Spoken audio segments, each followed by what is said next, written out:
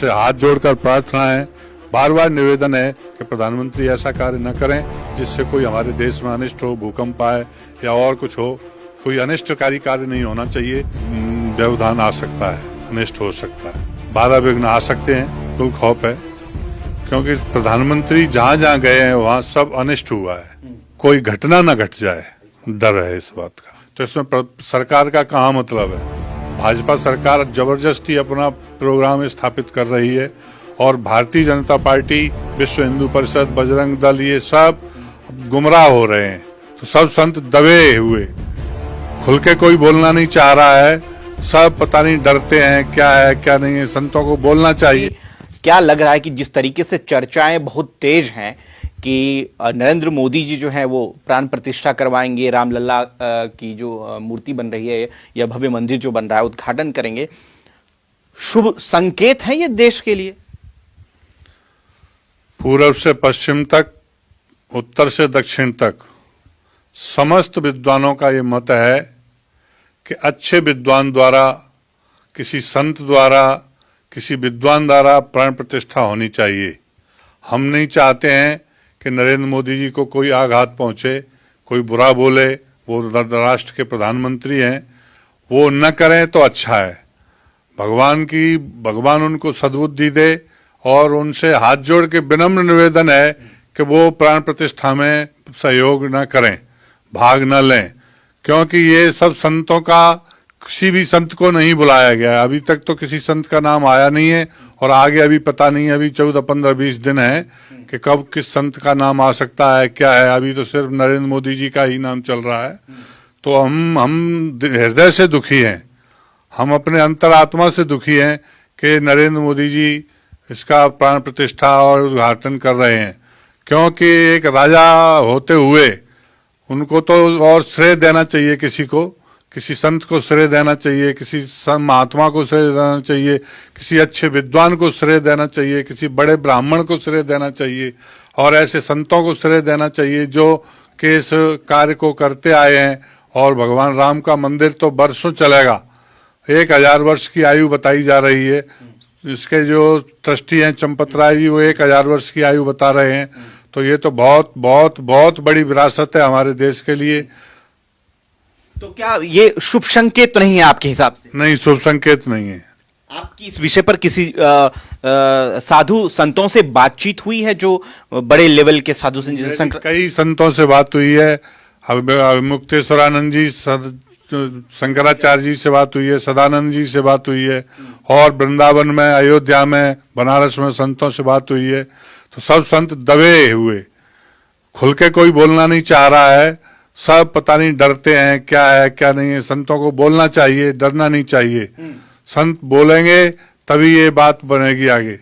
देखिए, जिस तरीके से स्वामी अजय योगी ने साफ सुथरे शब्दों में कह दिया है कि महाराज जी जो है या जो संत समाज है वो डरा हुआ है, सहमा हुआ है। शायद इसीलिए कोई संत जो है खुलकर कह नहीं रहा। लेकिन जब साधुओं की बात होती है या टेलीफोनिक बातचीत में सब कह रहे हैं कि ये घोर, इस देश में क्या हो रहा है, घोर अन्याय हो रहा है कि एक प्रधानमंत्री से धर्म में हस्तक्षेप करके उद्घाटन किया जा रहा है, जबकि शोभनीय बात नहीं है। संतों से, साधुओं से, शंकराचार्य से यह उद्घाटन करवाना चाहिए। क्या कह रहे हैं आपके हिसाब से? जो किताबें होती है, धर्म की जो किताबें होती हैं, उसमें क्या लिखा हुआ है कि उसको कैसे देख रहे हैं? मनोविज्ञान या मनोदशा क्या कह रही है? वैदिक नक्षत्र, वैदिक विज्ञान, वेद शास्त्र, भागवत गीता, सभी ये कहते हैं कि प्राण प्रतिष्ठा ब्राह्मणों द्वारा की जाती है। उसमें 5, 10, 15, 20, 21, 51, 100, 200, 1000, 2000, 10,000, 20,000, लाखों ब्राह्मण लगाए जा सकते हैं, मगर अन्य किसी को अधिकार नहीं है प्राण प्रतिष्ठा का। जैसे मैं ये नहीं कहूंगा कि प्रधानमंत्री को अधिकार नहीं है। क्यों नहीं है? क्योंकि वो राजा हैं तो वो कुछ भी कर सकते हैं, मगर अधिकार नहीं है, अधिकार से वंचित हैं। जिसमें आप जो कह रहे हैं कि लाखों जो साधु संत समाज, ब्राह्मण एक साथ हवन के आगे मंत्रोच्चारण करते हैं, आपको आपने देखा होगा दरअसल मूवी में, या मथुरा या वृंदावन आप गए होंगे या बनारस गए होंगे, तो वहां एक साथ सैकड़ों या हजारों की संख्या में, प्रयागराज आप गए होंगे, इलाहाबाद, तो वहां आप देखते होंगे कि एक साथ जो है हजारों संत समाज जो है मंत्रोच्चारण करता है हवन कुंड में। क्या इसी तरह की प्राण प्रतिष्ठा हो जाएगी, जो मंत्रोच्चारण करके भगवान राम का जो मंदिर है वहां प्राण प्रतिष्ठा किया जाएगा इसी तरीके? लेकिन इसमें मोदी जी का कैसे योगदान होगा, कैसे वो करेंगे, ये सबसे बड़ा सवाल है। अब ये समझ में नहीं आ रहा है अभी कि मोदी जी किस तरीके से उसमें अब अपना सहभागिता निभा रहे हैं, क्योंकि राजा हैं वो कुछ भी कर सकते हैं, इस देश के प्रधानमंत्री हैं, कुछ भी कर सकते हैं, वो प्राण प्रतिष्ठा भी कर सकते हैं, उद्घाटन भी कर सकते हैं, तो उनको कोई रोक तो सकता नहीं है। मगर ये हमारे धर्म के अनुसार नहीं है, वैदिक सनातन धर्म के प्राण प्रतिष्ठा के अनुसार नहीं है ये, कि एक प्रधानमंत्री इस राष्ट्र को संबोधित करता है जब कहता है कि मैं राष्ट्र की रक्षा करूंगा। मंदिर की रक्षा की तो कोई गारंटी है ही नहीं, और मंदिर का तो सुप्रीम कोर्ट ने हवाला, सुप्रीम कोर्ट के माध्यम से मंदिर का तो प्राण प्रतिष्ठा का नियम बन के आया है, तो इसमें सरकार का कहाँ मतलब है। भाजपा सरकार जबरदस्ती अपना प्रोग्राम स्थापित कर रही है, और भारतीय जनता पार्टी, विश्व हिंदू परिषद, बजरंग दल, ये सब गुमराह हो रहे हैं कि मोदी जी प्रधानमंत्री बने हैं, मोदी जी ऐसे हैं, मोदी जी वैसे हैं। तो मोदी जी अच्छे हैं, मोदी जी कोई बुरे थोड़ी हैं, मगर मोदी जी को भी सोचना चाहिए कि मैं ऐसा ना करूं, ब्राह्मणों द्वारा कराऊं। हो सकता है ब्राह्मणों द्वारा हो रहा हो, मोदी जी का नाम उछाला जा रहा हो, ये भी हो सकता है। ये भी हो सकता है कि मोदी जी द्वारा ना हो रहा हो, ब्राह्मणों द्वारा हो, मोदी जी वहां जाके सिर्फ विराजमान हो जाएं। जाने में तो कोई रोक नहीं है ना, मंच में बैठने में तो कोई रोक नहीं है। आप कह रहे हैं कि प्राण प्रतिष्ठा उद्घाटन ना करे, इस बात का ब्राह्मण जो है या साधु संत विरोध कर रहा है। वहां तो आमंत्रित तो कर ही रहा है कि आप आइए, योगी जी आइए, तमाम राज्यों के मुख्यमंत्री पधारे वहां पर बैठे, लेकिन प्राण प्रतिष्ठा और उद्घाटन ना करें, इस बात का विरोध है। बस इस बात ही कर रहे हैं, बहुत से संत कर रहे हैं विरोध। हाँ, रोज मैं देख रहा हूँ, टीवी पे भी देख रहा हूँ मैं। आंतरिक क्या बात होती है टेलीफोनिक, जब आप किसी साधु संत से बात करते होंगे, अयोध्या के साधु संतों से, उनसे क्या बात होती है आपकी?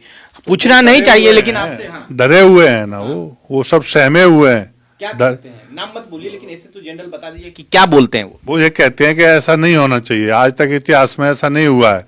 पंडित जवाहरलाल नेहरू ने भगवान विश्वनाथ के मंदिर को नहीं बनाया था, उन्होंने उनके समय में भी 3 बार टूटा था विश्वनाथ मंदिर, जो कि इस देश की धरोहर है।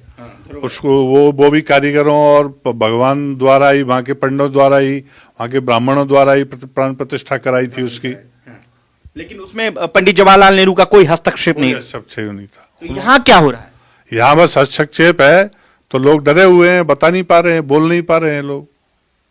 तो आप लोग क्योंकि आप साधु संत समाज हैं, आप लोग ने रोकने की कोशिश करी या ऐसी कोई कवायद साधु संतों से? नहीं, अभी रोकने की तो किसी ने कोई कवायद शुरू नहीं की, डर रहे हैं।